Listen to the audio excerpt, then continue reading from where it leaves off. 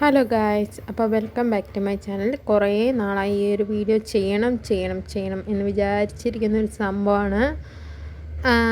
എന്താ സംഭവിച്ചെന്ന് ഞാൻ ശരിക്കും നിങ്ങൾക്ക് കാണിച്ചു തരാം കേട്ടോ. ഞാൻ ആമസോൺ വഴി ഒരു സാധനം ഓർഡർ ചെയ്യുന്നില്ല. ഞാനൊരു ആമസോണിൻ്റെയും ഫ്ലിപ്കാർട്ടിൻ്റെയും അതുപോലെ മീഷോയുടെ ഒക്കെ ഒരാളാണ്. കാരണം എന്ന് വെച്ച് കഴിഞ്ഞാൽ അതിനകത്ത് ഓർഡർ ചെയ്യാത്ത സാധനങ്ങളൊന്നും ഇല്ല കേട്ടോ. എല്ലാ സാധനങ്ങളും മിക്കപ്പോഴും ഞാൻ ആമസോൺ വഴിയാണ് ഓർഡർ ചെയ്യുന്നത്. ഇതിനാണ് കേട്ടോ എനിക്ക് പണി കിട്ടിയത്. ഒരു 64 GB മൈക്രോ SD കാർഡ് ഞാൻ മേടിച്ചിരുന്നു ആമസോണിൽ നിന്ന്. അതിൻ്റെ ഡീറ്റെയിൽസ് 489 രൂപ കൊടുത്ത് ഞാൻ ഈ ഒരു മൈക്രോ SD കാർഡ് വിത്ത് അഡാപ്റ്റർ മേടിച്ചു. 64 GB. അത് വന്നിട്ട് 27 മാർച്ചിലാണ് മേടിച്ചത്. പക്ഷേ അത് ഒരു മാസം ആവുന്നതിന് മുമ്പ്, കൃത്യം ഒരു മാസം ആകുന്നതിന് മുമ്പ് തന്നെ അത് അടിച്ചു പോയെന്ന് വെച്ച് കഴിഞ്ഞാൽ വർക്കാവില്ലായിരുന്നു. നമ്മുടെ ആ സ്പേസ് അങ്ങനത്തെ ഒരു സംഭവമേ കാണിക്കുന്നില്ലായിരുന്നു. അപ്പം ഞാനിങ്ങനെ വിഷമിച്ചു, ചേടാ 7 ദിവസമല്ലേ ഈ റിട്ടേൺ പീരീഡ് ഉള്ളൂ, ഞാനിപ്പോൾ എന്ത് ചെയ്യും? പൈസ വെറുതെ പോയല്ലോ ഒന്നാമതേ. അല്ലെങ്കിൽ ഇപ്പോൾ ഈ ഒരു സമയത്തെന്ന് വെച്ചാൽ പൈസയ്ക്ക് അത്രയ്ക്ക് ടൈറ്റായിട്ടിരിക്കണം. കുട്ടികൾ സ്കൂളിൽ പോകാറായി, അവർക്കുള്ള സാധനങ്ങൾ മേടിക്കണം. അതിൻ്റെ മൊത്തത്തിൽ ആലോചനയിലാണ്. എന്നാൽ പിന്നെ ഒരു SD കാർഡ് ഇരിക്കട്ടെ എന്ന് വിചാരിച്ചിട്ട് മേടിച്ചതാണ്. എൻ്റെ SD കാർഡ് നേരത്തേതും അടിച്ചു പോയായിരുന്നു. അത് സത്യം പറഞ്ഞു കഴിഞ്ഞാൽ ശ്രദ്ധിക്കുകയേ ചെയ്തില്ല. അടിച്ചു പോയത് അറിഞ്ഞില്ല എന്നുള്ളതാണ് സത്യം. അത് 2-3 ദിവസമായിട്ട് ഇങ്ങനെ ഫോട്ടോ ഒന്നും എടുക്കാനായിട്ട്, ഫോട്ടോ അങ്ങനെ എപ്പോഴെപ്പോഴും ഞാൻ എടുക്കാറില്ല. അപ്പോൾ കുറേ നാൾ കഴിഞ്ഞിട്ട് ഇങ്ങനെ ഫോട്ടോ എടുക്കാനായിട്ട് നോക്കിയപ്പോഴാണ് ഫോട്ടോ എടുക്കാനായിട്ട് പറ്റുന്നില്ല. അപ്പോൾ ഞാൻ വിചാരിച്ചു, ചേട്ടാ ഇതെന്ത് പറ്റി ഇത്?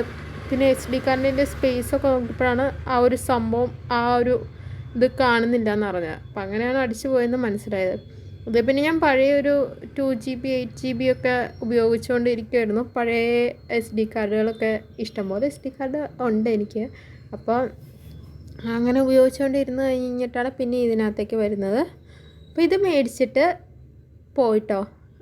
പക്ഷേ എന്തോ ഒരു ഇതിന് ഞാനിത് മേടിച്ചപ്പോൾ 2 ഇയർ വാറണ്ടി ഈ ഒരു ആമസോൺ ബേസിക്സിൻ്റെ സാധനങ്ങൾക്ക് ഈ ഒരു SD കാർഡിനുണ്ട്. ഓക്കെ, അപ്പോൾ അത് കാണിച്ചു തരാനായിട്ട് പറ്റുന്നില്ല. അതെന്തോ ഒരു സംതിങ് വെൻറ്റ് റോങ് എന്ന് പറഞ്ഞിട്ട് കാണിക്കുന്നു. ഇതിനൊരു 2 ഇയർ വാറണ്ടി ഉണ്ടായിരുന്നേ. അപ്പം ഞാൻ ഇത് ഫ്ലിപ്കാർട്ടിനെ കോണ്ടാക്ട് ചെയ്തു ആദ്യം. എൻ്റെ ഒരു തട്ടിമുട്ടി ഇംഗ്ലീഷൊക്കെ സംസാരിച്ച് അത്രയ്ക്ക് നല്ല ഇംഗ്ലീഷ് അറിയുന്ന ഒരു വ്യക്തിയല്ല. അതുപോലെ തന്നെ ഇംഗ്ലീഷിൽ അത്രയ്ക്ക് നന്നായിട്ട് കമ്മ്യൂണിക്കേറ്റ് ചെയ്യാനും എനിക്കറിയുകയില്ല. അതുകൊണ്ട് തന്നെ ഞാൻ എങ്ങനെയൊക്കെയോ ഇംഗ്ലീഷ് പറഞ്ഞ് അവരെ ഫലിപ്പിച്ചു. അപ്പോൾ അവർ പറഞ്ഞു, ഇതാരാണിത് നിങ്ങൾക്ക് വിറ്റത് എന്നുള്ളത്. അതായത് ഈ sold by Appario retail private limited എന്ന് എഴുതിയിട്ടില്ലേ, അപ്പോൾ അവർ നിങ്ങൾ കോണ്ടാക്ട് ചെയ്യണമെന്ന് പറഞ്ഞു. അപ്പോൾ പിന്നെ അവരുടെ നമ്പർ ഫ്ലിപ്കാർട്ടുകാർ എനിക്ക് തന്നായിരുന്നു. അതിൻ്റെ ഇത് പോയി. എന്നിട്ട് പിന്നെ ഞാൻ വെറുതെ ഇങ്ങനെ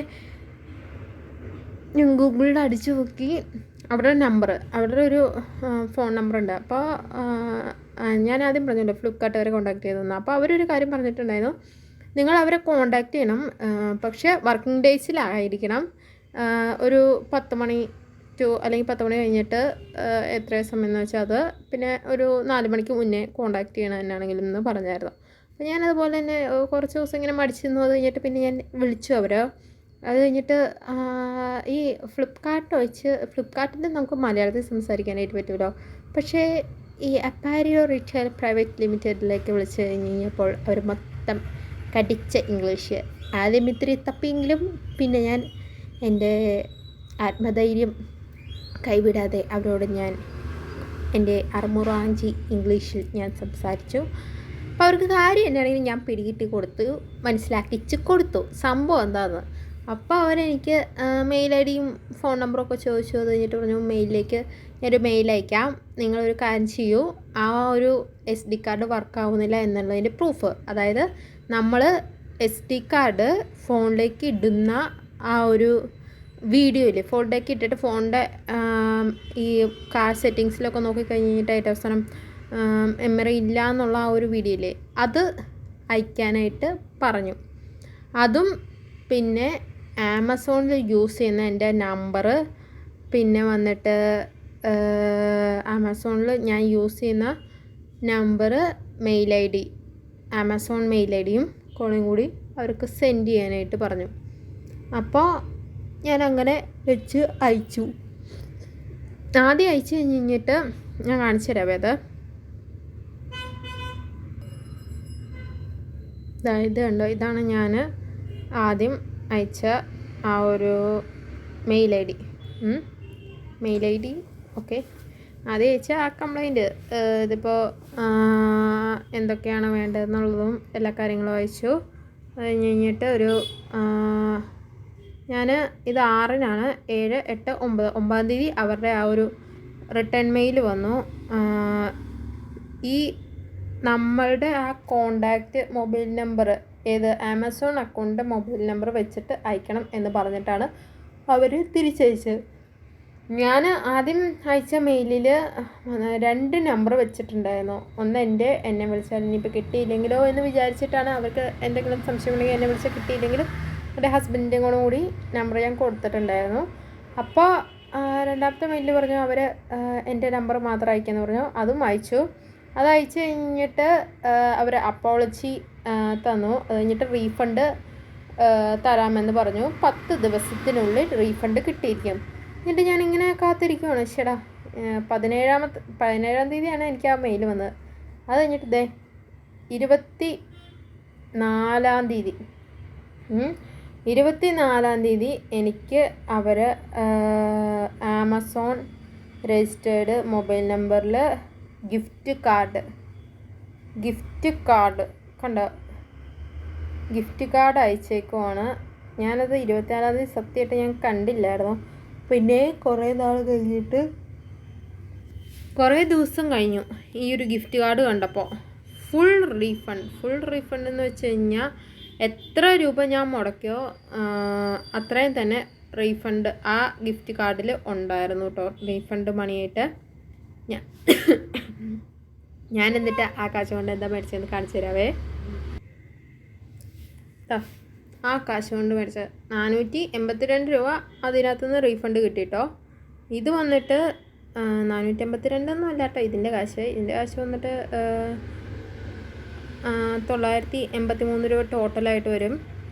869 രൂപയുടെ ഒരു SD കാർഡ് ഞാൻ മേടിച്ചു, 128 GB.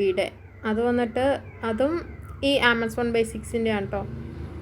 എന്താണെങ്കിലും പോയി കഴിഞ്ഞ് കഴിഞ്ഞാൽ നമുക്ക് കാശ് കിട്ടുന്ന ഉറപ്പുള്ളതുകൊണ്ട്. ഇതിൻ്റെ 5 ഇയർ വാറൻറ്റി ഉണ്ട്. മറ്റേ 2 ഇയർ ആയത്, ഇത് 5 ഇയർ വാറൻറ്റി ഉണ്ട്. അപ്പോൾ എന്തെങ്കിലും പ്രശ്നം വന്നു കഴിഞ്ഞ് കഴിഞ്ഞാൽ എനിക്ക് മെയിൽ അയച്ചാൽ മതി. അവരുടെ അതും അപ്പാരിയോ റീറ്റെയിൽ പ്രൈവറ്റ് ലിമിറ്റഡിൻ്റെയാണ്. ഒരു തവണ പോയി വിശ്വാസം കിട്ടിയത് കൊണ്ട് മാത്രം ഞാൻ അടുത്തങ്ങോട്ടും കൂടി ബുക്ക് ചെയ്തു. സാധനം കിട്ടി. എനിക്ക് വളരെ തൃപ്തികരമാണ്. അവർ ആദ്യത്തേൽ എനിക്കാണെങ്കിൽ ഫ്രീ ഡെലിവറി ആയിരുന്നു. ഡെലിവറി ചാർജും കൂടി കൂടിയിട്ടായിരുന്നു എനിക്ക് 489 രൂപ. അത് അവർ ആ ഡെലിവറി ചാർജ് അടക്കം 480 രൂപ ഞാൻ മുടക്കി അത്രയും രൂപ തന്നെ എനിക്ക് കിട്ടി. റീഫണ്ടായിട്ട് അവർ അയച്ചു തന്നു. എനിക്ക് വളരെ സന്തോഷമായി.